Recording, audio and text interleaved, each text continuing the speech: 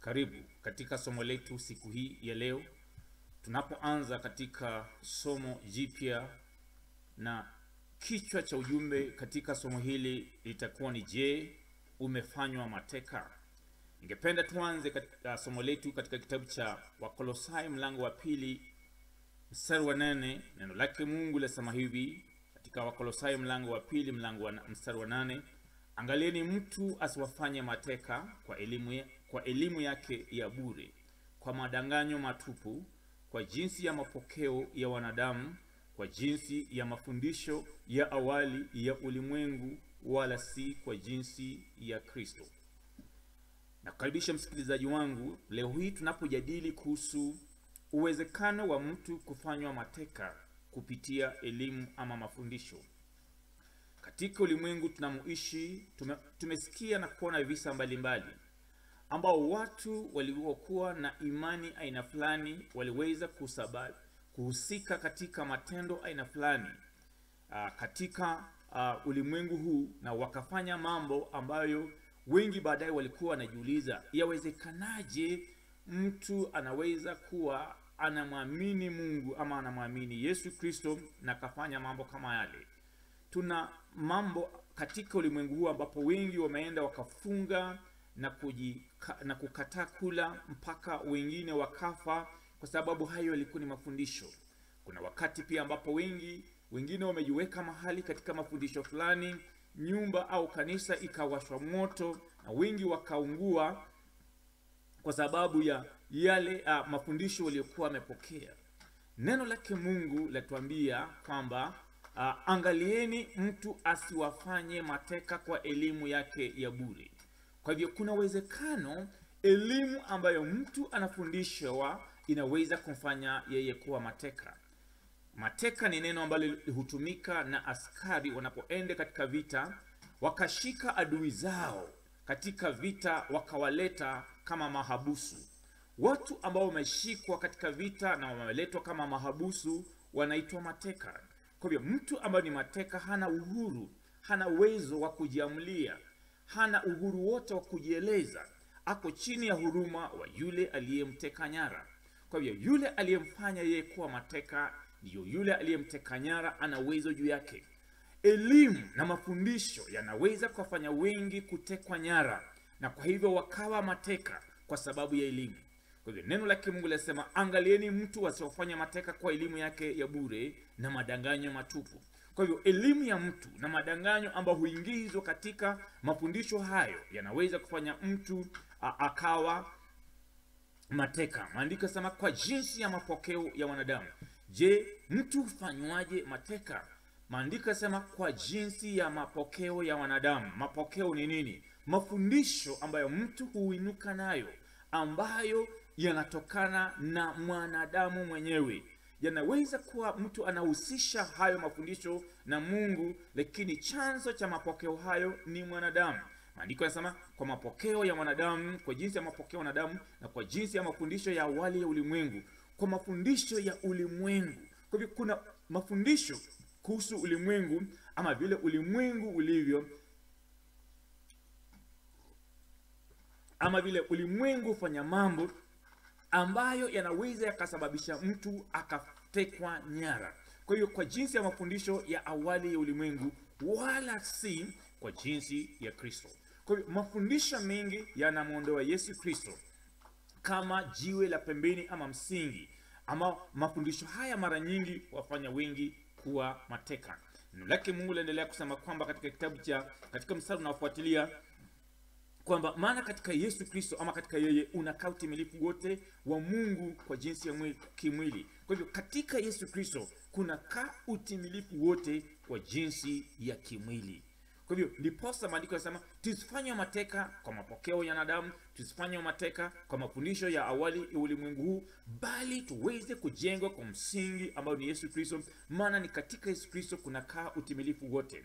Maandiko yanasema ya kuwa na ninyi mmetimilika katika yeye aliye kichwa cha enzi yote na mamlaka. Kwa hivyo utimilifu wetu watokana na sisi kuweza kuwa tumemwamini Yesu Kristo. Nanyi mmetimilika, sio mtatimilika. Mafundisho mengi huwa yanataka Wakristo ama wanadamu waweze kutafuta njia ambayo wanaweza kuona wametimilika.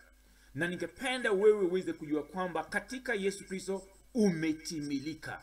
Umetimilika katika Yesu Kristo. Katika yeye umetimilika, aliye kichwa cha enzi yote na mamlaka.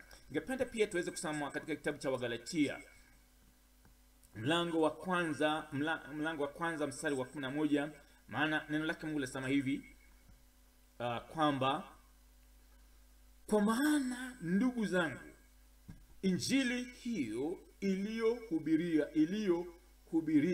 niliyowahubiria nawajulisha kwa kuwa sio ya namna ya kibinadamu. Kwa hivyo Paulo anasema injili anayotuhubiria si ya namna ya kibinadamu. Kwa hivyo kuna injili ambayo Paulo anatuletea.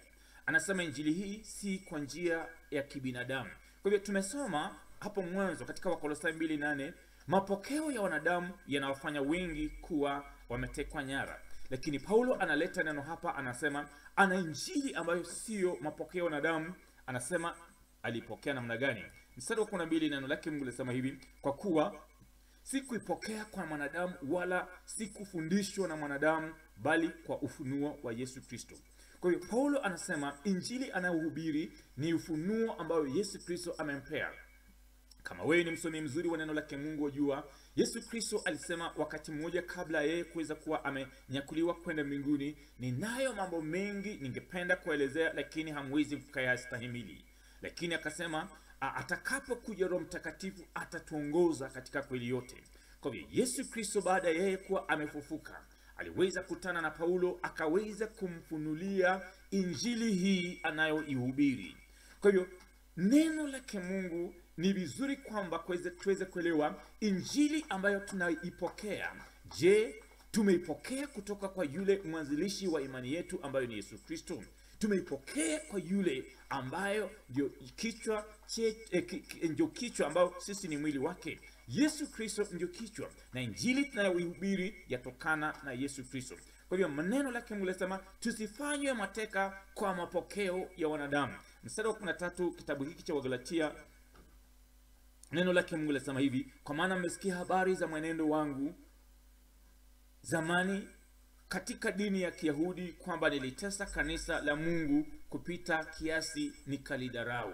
Kwa hivyo Paulo alitesa kanisa wakati kabla hajamjua Yesu Kristo, na anaendelea kusema kwamba tumejua habari zake. Na wewe kama ni msomi wa neno lake Mungu unajua vile Paulo alivyoliudhi kanisa lake Yesu Kristo.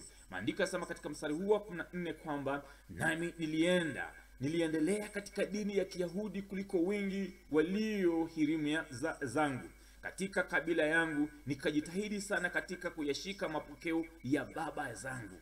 Kwa hivyo kitu kilichosababisha Paulo kulitesa kanisa ilikuwa ni mapokeo. Kwa hivyo mapokeo ni yale mafundisho aliyokuwa amepokea kutoka kwa baba zake ambayo alikuwa ameyashika. Na hiyo ndio neno lake Mungu linasema kwamba angalieni mtu asiwafanye mateka kwa elimu yake bure, kwa mapokeo ya wanadamu. Kwa hivyo mafundisho ambayo tunapokea kutoka kwa watu ambayo maandiko yanasema ni ya ulimwengu huu, ambayo si kwa jinsi ya Kristo Yesu. Kwa hivyo haya ndiyo yalimfanya Paulo kuweza kulitesa kanisa. Lakini maandiko yasemaje katika mstari unaofuatilia? Lakini Mungu aliyenitenga tangu tumboni mwa mama yangu akaniita kwa neema yake. Kwa hivyo Mungu alimtenga Paulo kutoka kwa tumbo la mama yake, akamwita kwa sababu kwa injili ya neema yake. Neno lake Mungu lisema hivyo katika mstari wa 16 kwamba alipoona vema kumdhihirisha mwanawe ndani yangu. Kwa hivyo Mungu alimdhihirisha mwanawe Yesu Kristo ndani mwa Paulo. Paulo, kumbuka, alikuwa ameshika mapokeo za baba yake, ndiposa alikuwa analitesa kanisa. Lakini neno lake Mungu lisema kwamba Mungu aliweza kumdhihirisha mwanawe ndani yake ili ni wahubiri mataifa. Kwa hivyo Paulo anatumwa kwa mataifa. Mataifa ni mtu yote ambayo si Myahudi. Mtu yote ya mataifa ni mtu yote ambayo si Myahudi. Maandiko yanasema alitumwa kwa mataifa ili awahubirie mataifa habari zake Yesu Kristo. Kwa hivyo habari tunayohubiri injili ni habari zake Yesu Kristo. Mara si kufanya shauri na watu wenye mwili. Maandiko yanasema katika mstari wa 17 kwamba wala sikupanda kwenda Yerusalemu kwa hao waliokuwa mitume kabla yangu, bali nilikwenda zangu Arabuni, kisha nikarudi tena Dameski. Kwa hivyo Paulo anasema alipokea neno lake Mungu, neno ambalo injili ambayo aliweza kuhubiria wengi waliomjia Yesu Kristo. Na kwa hivyo ili tuweze kusimama imara, neno lake Mungu lasema katika kitabu cha Wakolosai mlango wa 3 mstari wa 16 kwamba neno la Kristo na likae kwa wingi ndani yenu, katika hekima yote mkifundishana na kuonyana kwa zaburi na nyimbo na tenzi za rohoni, huku mkimwimbia Bwana, mkimbia Mungu kwa neema mioyoni mwenu. Kwa hivyo maandiko yanasema neno la Kristo likae kwa wingi ndani ya mioyo yetu. Neno la Kristo linapokaa kwa wingi ndani ya mioyo ya Wakristo, hapo ndipo Mkristo hawezi akatekwa nyara. Wengi wametekwa nyara maana hawajaliruhusu neno la Kristo kukaa kwa wingi ndani ya mioyo yao.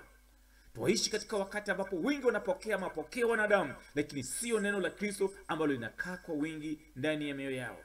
Maandiko yanasema hivi tunapomalizia katika kipindi cha leo katika kitabu cha Timotheo Timotheo wa kwanza mlango wa 4 mstari wa kwanza. Neno lake Mungu linasema hivi: basi Roho anena wazi kwamba nyakati za mwisho wengine wataikana imani, wakisikiliza roho zidanganyazo na mafundisho ya mashetani. Katika siku hizi tunazoziishi na siku zinazotukabili pale mbele, maandiko yanasema siku zaja, Roho wa Mungu asema nyakati za mwisho wengi wataikana imani, wengi wataondoka katika imani wakisikiliza roho zidanganyazo. Kwa hivyo roho za kudanganya zitakuwa kwa wingi nyakati hizi za mwisho tunazoziishi. Maandiko yanasema na mafundisho ya mashetani, kutazuka mafundisho mengi ya kishetani na kusudi likuondoa watu kuweza kukaa katika imani. Maandiko yaendelea kusema katika mstari unaofuata, kwa unafiki watu wasemao uongo wakichoma moto dhamiri zao wenyewe. Maandiko yanaendelea kusema katika mstari wa 3 kwamba wakiwazuia watu wasioe na kuamuru wajiepushe na vyakula ambavyo Mungu aliviumba vipokewe kwa shukrani na walio na imani na kuijua hiyo kweli. Kwa hiyo wale wanaoijua ile kweli waweze kuipokea hicho chakula. Katika fundisho hili tunasema, je, umefanywa mateka? Tunajiuliza ikiwa elimu na mafundisho fulani katika mwili wa Yesu Kristo yamekufanya wewe kuwa mateka. Ningependa uweze kuelewa kwamba mapenzi ya Mungu ni sisi tuweze kutembea katika uhuru ambayo Kristo ameweza kutuletea, ili tuweze kutembea katika uhuru huo, na neno la Mungu ndilo litakalosababisha sisi kutembea katika uhuru huo. Tuombe na kushukuru Mungu kwa sababu ya msikilizaji wangu ambao katika leo hii amelisikiliza neno lako. Je, umefanywa mateka? Wengi wamefanywa mateka na mafundisho mbalimbali katika mwili wa Yesu Kristo. Naomba Bwana katika fundisho hili tunapoendelea na masomo haya, wengi watafungulia mioyo yao na mawazo yao kuweza kuelewa ukweli wake neno lake Mungu. Neno lako linasema kwamba wengi wameangamia kwa sababu ya kukosa maarifa. Na nakuomba Mungu ikupendeze kupitia kwa mafundisho haya wengi waweze kufunguliwa kutoka kwa utekaji nyara wa elimu na mapokeo ya wanadamu ambao wengi wameshika na wengi wameweza kufanywa mateka kwa sababu ya mafundisho haya. Jina lako libarikiwe na liinuliwe, kwa jina la Yesu Kristo tumeomba. Amen. Mungu akubariki unapojiunga nami katika kipindi kijacho tunapoendelea na mafundisho haya, kujadili mengi kuhusu je, mafundisho ambayo wamewateka nyara wa Kristo ni gani? Tutakuwa tunajadili hayo katika kipindi kijacho. Mungu akubariki.